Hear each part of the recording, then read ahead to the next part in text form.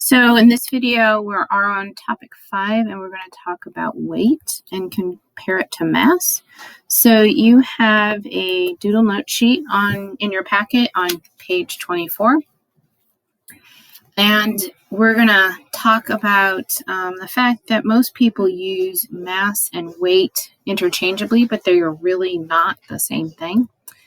So a lot of times when you're at the doctor's office, they will tell you that we're going to find your weight, and then they give you a number in kilograms, and that is not a weight. That is actually a mass, but we're going to learn the difference today.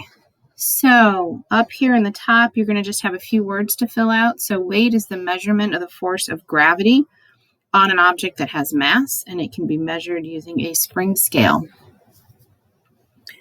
And an object's weight is dependent upon its location. The Earth's larger mass equals a stronger gravitational pull than the moon. And the more mass an object has, the more it will weigh, regardless of its location. And weight is a force and measured in newtons. And 1 newton is the amount of force required to accelerate 1 kilogram by 1 meters per second squared. And then over on the right side of the page, you have some calculations and some notes. And in the first one, they have an astronaut on the Earth and an astronaut on the moon. Since the Earth is a lot larger and more massive than the moon is, Earth's going to have more gravitational pull on those masses.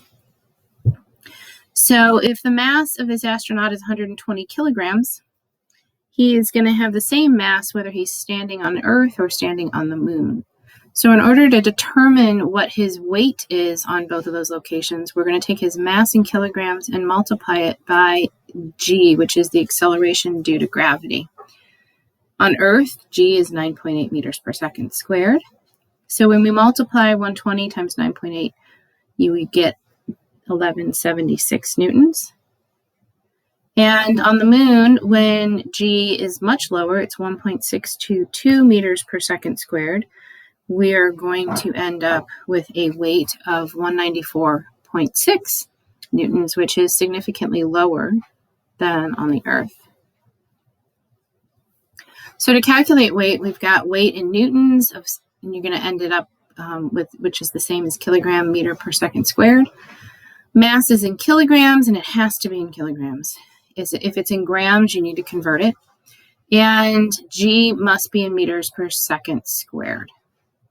So they have what is the weight of a 4 kilogram sack of potatoes on the Earth? So the weight is mass times 9.8. And so that ends up being 4 times 9.8, which is 39.2. So that's the same as 39.2 newtons.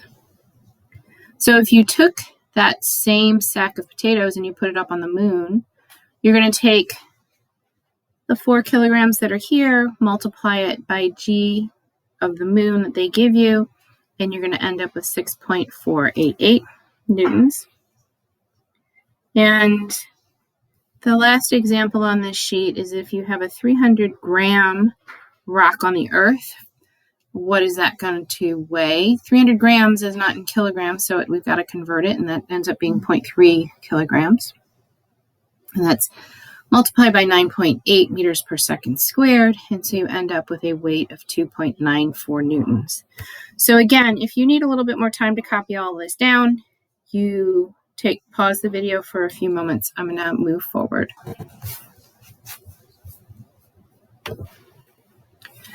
So on this page, it's going to be going over the same exact content and material. I'd like you to pause the video for a few minutes and go over this and decide for yourself some information about what you think about mass and weight, and then you go ahead and unpause the video and I'll go over the answers. So it says that learning physics is learning the connections among concepts in nature and also learning to distinguish between closely related concepts.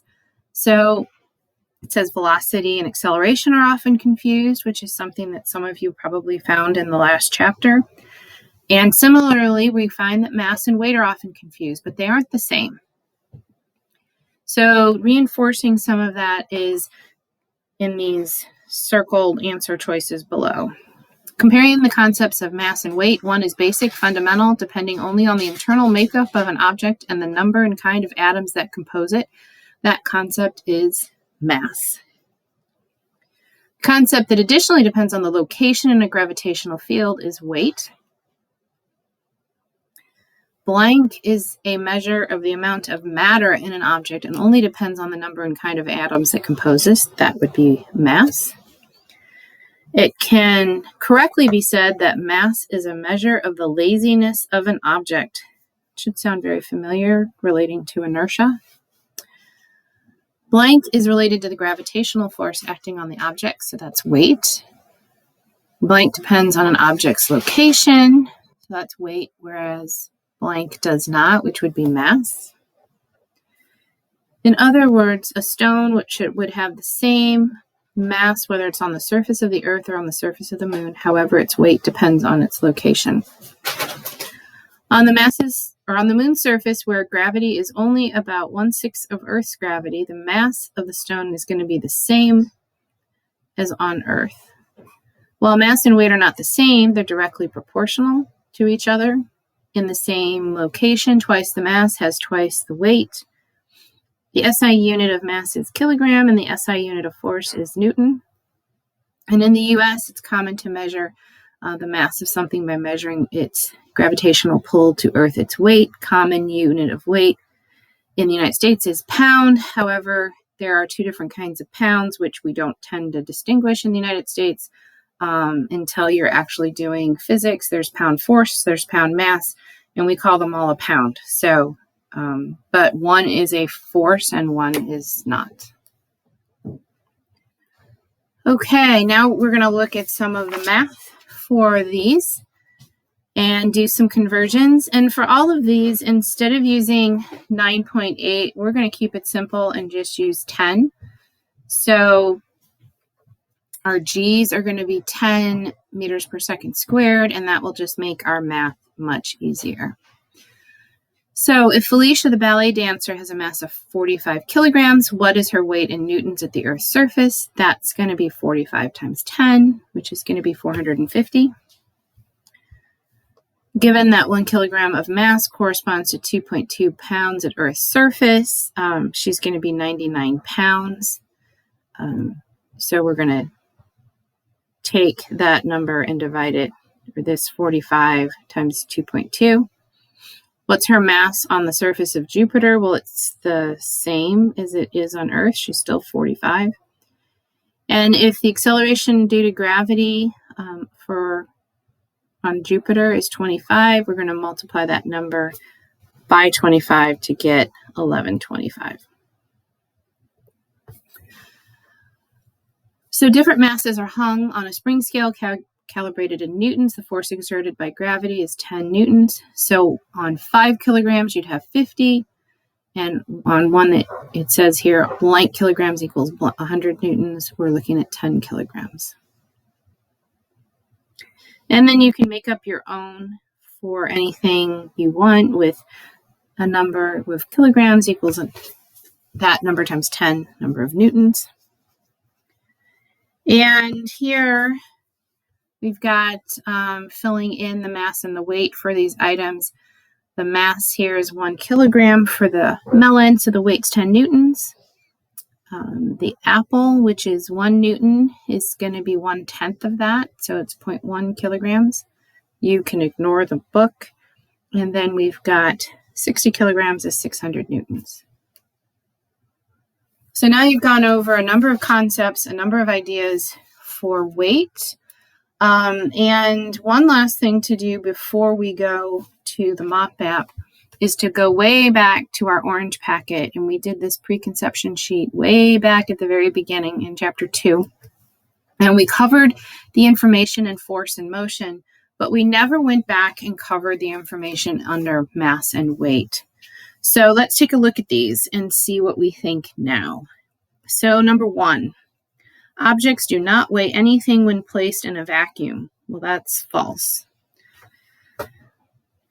Number 2, all objects weigh the same amount when placed in a vacuum regardless of their mass. Well, that's false because things have different masses and therefore they're going to have different weights, and the vacuum has nothing to do with it. Number 3, an object weighs less on the moon than it does on Earth, and that's true. That's always going to be true. Number 4, the mass of an object on the moon is the same as its mass on Earth, and that's also true. Number 5, a high-speed object, say moving at 200 miles per hour, will weigh less than the same object when at rest. Well, the weight has nothing to do with whether it's moving or not. Number 6, a high-speed object moving at 200 miles per hour will possess measurably more mass than the same object when it is at rest. It doesn't matter if it's moving, the mass is and the weight is still the same.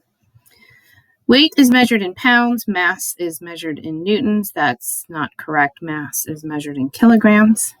Number 8, a free-falling object still has weight. That's true. Everything has weight on Earth. Number 9, weight is the result of air pressure exerted upon an object. Air pressure has nothing to do with weight, so that one is false. So going through these, we have false, false, true, true, false, false, false, true, false. So now it's your turn to take the, do MOPAP NL6 and then take the assessment. There are a couple of calculations in here, so you may need your calculator. And I believe they tell you whether to use 9.8 or 10 for G. But if you have any questions, send me an email.